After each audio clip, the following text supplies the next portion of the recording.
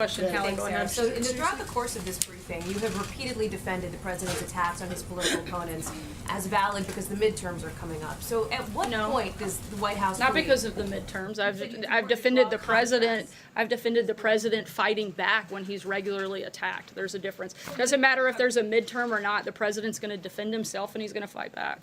From a political perspective, right? You're making that point. From any perspective. But at what point does a national tragedy take precedence over the president needing to punch back? If not now, when?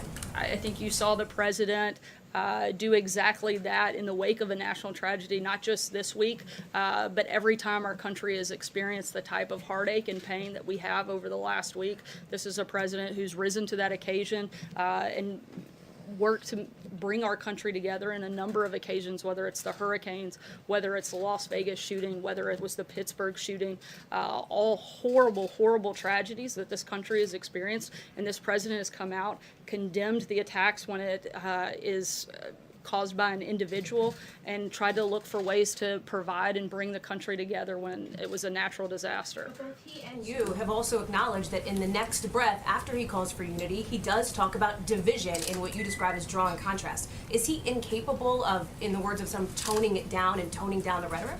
Again, I think the president has had a number of moments of bringing the country together. Once again, I'll remind you that the very first thing the president did was condemn the attacker, and the very first thing the media did was blame the president.